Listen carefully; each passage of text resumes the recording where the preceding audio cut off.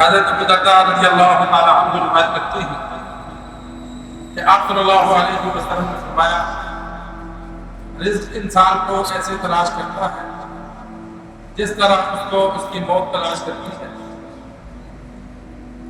آپ صلی اللہ علیہ وسلم نے امت کو یقین دلایا۔ اللہ تبارک و تعالیٰ نے قرآن مجید فرقان حمید میں اپنے بندوں کو یقین دلایا کہ روزی کا ذمہ اللہ پر ہے۔ وما من دابۃ فی الارض الا علی اللہ رزقها، کہ تمام مخلوقات کی روزی کا ذمہ اللہ پر ہے۔ پھر اللہ نے فرمایا وَأْمُرْ أَهْلَكَ بِالصَّلَاةِ وَاصْطَبِرْ عَلَيْهَا، اپنے گھر والوں کو نماز کا حکم کرو اور ان کو اس پر پابند کرو۔ لا نسألک رزقا، ہم تم سے روزی نہیں مانگتے۔ نحن نرزقک، اللہ نے فرمایا روزی ہم دیں گے۔ کہ انسان کا کام ہے اللہ تبارک و تعالیٰ کے احکامات پر عمل کرنا۔ روزی دینا اللہ کا کام ہے۔ نماز فرض ہے وہ ادا کرے، روزے فرض ہیں، زکات فرض ہے جن پر وہ ادا کرے، دیگر جو عبادات ہیں وہ ادا کرے، اور دنیا روزی کی تلاش کے لیے کوشش کرے۔ دے گا اللہ، بعض تھوڑی کوشش کرتے ہیں رب زیادہ دیتا ہے، بعض بیٹھے ہوتے ہیں بغیر محنت کے اللہ ان کو دیتا ہے، بعض پوری زندگی دن رات محنت مزدوری کرتے ہیں، ان کے مقدر میں تھوڑی ہے، ان کو تھوڑی ملتی ہے۔ محنت پر روزی نہیں، وہ اللہ کی دین پر ہے۔ بعضوں کو اللہ زیادہ دیتا ہے، بعضوں کو کم، لیکن روزی کی تلاش صرف اتنی کی جائے کہ اللہ کے احکامات کے لیے وہ رکاوٹ نہ بنے۔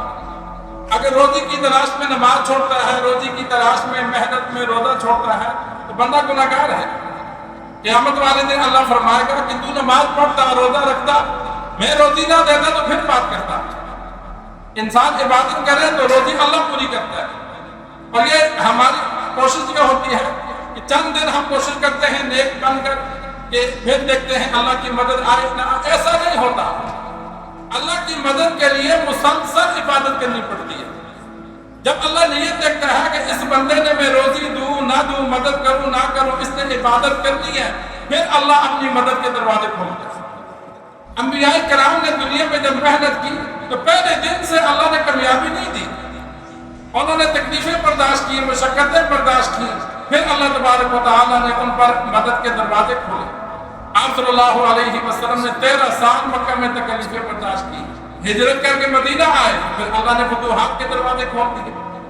وہی صحابہ جن کے پاس ایک چادر ہوتی تھی لباس، بعض صحابہ کے بارے میں احادیث میں موجود ہے کہ میاں بیوی کے پاس ایک چادر ہوتی تھی، اتنی غربت تھی، اور وہی صحابہ بخاری شریف میں موجود ہے، سنن ابی داؤد مشکات میں موجود ہے کہ آپ صلی اللہ علیہ وسلم کے آخری دور میں اور دنیا سے جانے کے بعد لاکھوں کے مالک بنے، اور فرماتے تھے آج کل ایک وہ دور تھا کہ ہمیں کھانے کو نہیں ملتا تھا، پورا دن مزدوری کر کے شام کو جو تھوڑی سی اجرت ملتی وہ ہم صدقہ کرتے تھے، اور آج وہ دور ہے کہ ہم میں سے ہر ایک کھلا صدقہ بھی کرتا ہے پھر بھی لاکھوں کا مالک ہے۔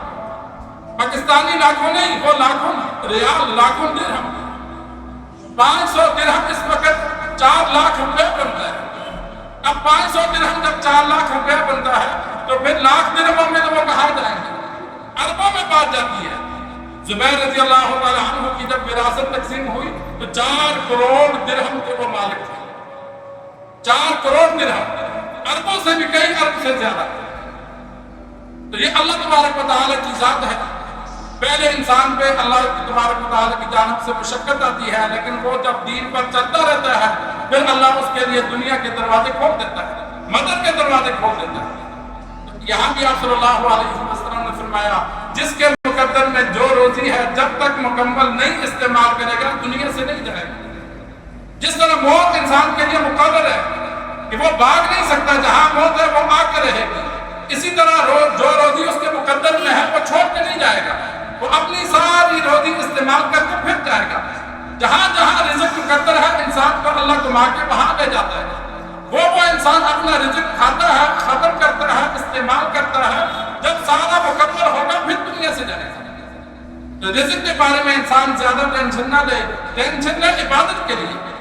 ہم رزق کے لیے ٹینشن لیتے ہیں، ہمارا فلاں نہیں بنا، مکان نہیں بنا، فلاں کا کیا ہوگا، بڑھاپے میں کیا ہوگا، یہ ہماری سوچ ہے۔ ہماری یہ سوچ نہیں کہ میں نے مرنا ہے، میری نمازیں کتنی ہیں، میری دیگر عبادات کتنی ہیں، میں ذکر کتنا کرتا ہوں، ابھی موت آ گئی تو کتنا نیک ہوں کتنا برا ہوں۔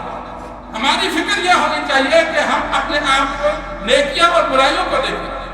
جب ہم نیکیاں اور برائیوں میں توازن روزانہ دیکھیں گے کہ اپنی نیکیوں کو زیادہ کرنے کی کوشش کریں گے تو پھر اللہ مدد فرمائے گا۔